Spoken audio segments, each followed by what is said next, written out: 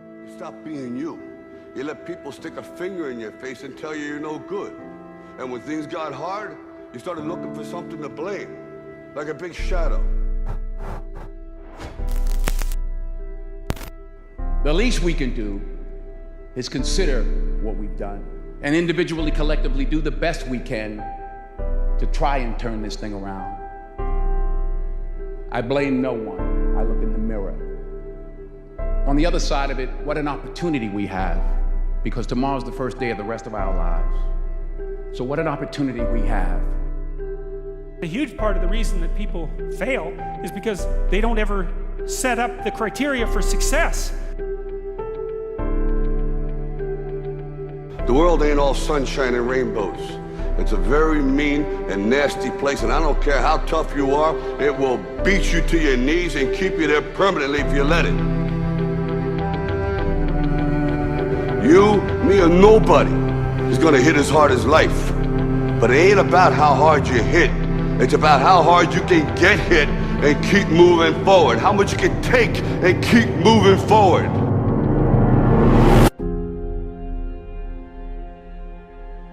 Every failed experiment is one step closer to success. You've got to take risks. I found that nothing in life is worthwhile unless you take risks. You will fail at some point in your life, accept it.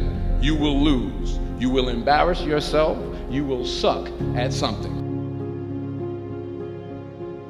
But do you have the guts to fail? If you don't fail, you're not even trying. Sometimes it's the best way to figure out where you're going. If I'm going to fall, I don't want to fall back on anything except my faith. I want to fall forward.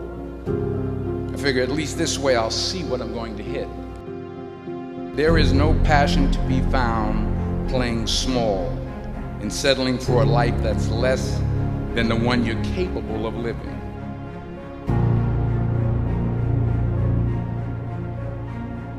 There's a certain delusional quality that all successful people have to have. You have to believe that something different than what has happened for the last 50 million years of history. You have to believe that something different can happen.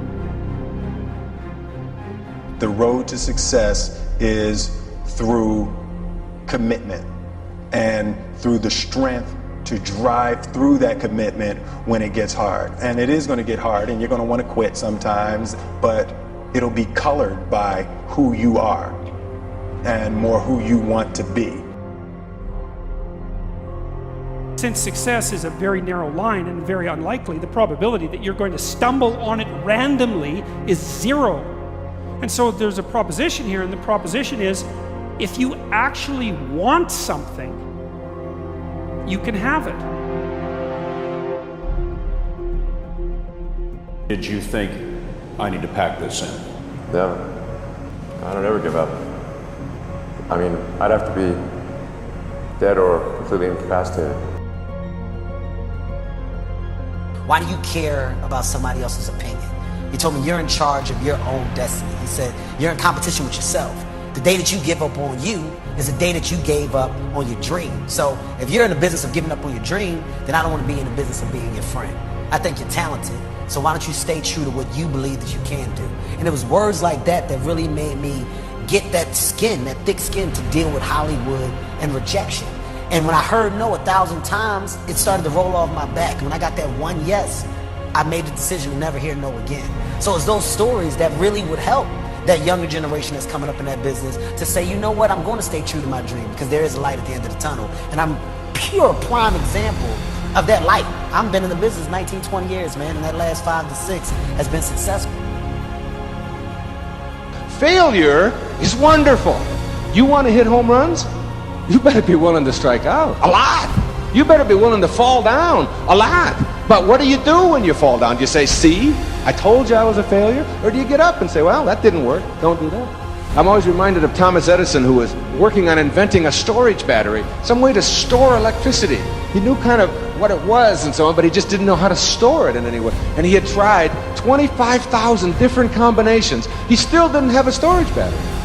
And one of the reporters asked him, he was like 77 years old, and they said to him, Mr. Edison, how does it feel, someone as famous as you, to have failed 25,000 times? It must be awful.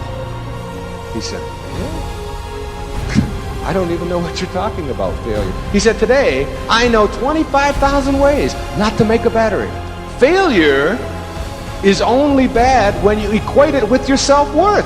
When you say, because I fail at something, that makes me a failure as a person. The healthiest place you can get to is the place where you're willing to try anything. Healthy people will try virtually anything. And they're not afraid. They don't live by their customs. They don't live by their traditions and the rules. For me, failure is something that you should be afraid of. It should be afraid of.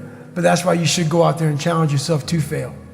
Because if you're not failing at something, that means you've set your goals to pass, to succeed at everything you do, which means you're not setting your goals high enough.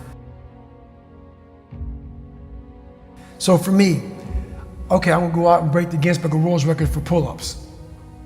Lofty goal, which is why I failed it twice before I finally got it. I knew going into everything I've ever done in my life, Navy SEAL training 3 times before I got it. Everything I've ever done in my life took me 3 times before I got it. I knew that there was a huge possibility of failure. But what I gained from failure is this. When you see a movie, and you watch a movie about a person who keeps failing, and at the end, they succeed. How do you feel after you watch that movie? Amazing, right? Yeah. I become the movie. I want to feel how I feel watching someone else in the movie. When I watched Rocky get his ass kicked, and I watched all these different things of failure, I was able to put myself there and say, God, man, how much do you feel now that you finally got there? That's what failure has done to me. I've watched so many things and watched someone succeed at the end of it. It's like, God, I want to feel like that. But failure causes that one feeling. Without that failure involved, you don't have that feeling. If you just pass and you succeed and you're great, that feeling, yeah, okay, I'm good. What takes you years, months, years to accomplish, because you just can't get over the hump, but you continue going back to the drawing board. You're looking for those few seconds after you finally figure out the equation, whatever the equation may be, to get you to finally pass, to succeed. I live for that feeling, but I can't get that feeling without going through, I failed this equation, I failed this one, I failed this one, I failed this one. Oh, I'm figuring it out. So you start to feel it before you even pass, before you even get to the success part. And then once you succeed, the feeling is unbelievable. And you take that feeling of success through failure and you put it in your cookie jar. And you say, I'll come back and get you again. I'm gonna need you again down the road in my life to call on you.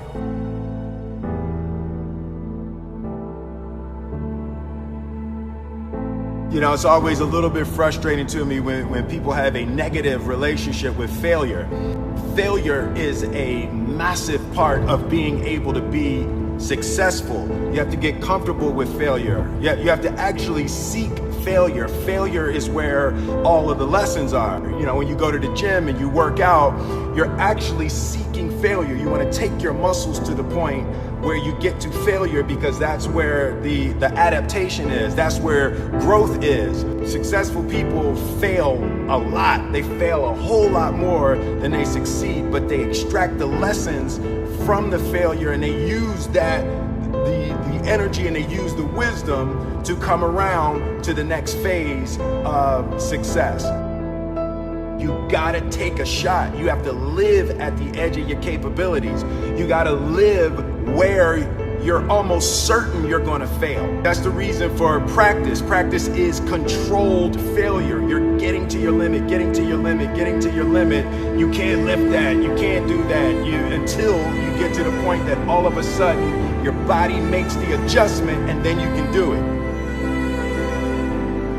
Now, if you know what you're worth, now go out and get what you're worth. But you gotta be willing to take the hits and not pointing fingers saying you ain't where you want to be because of him or her or anybody.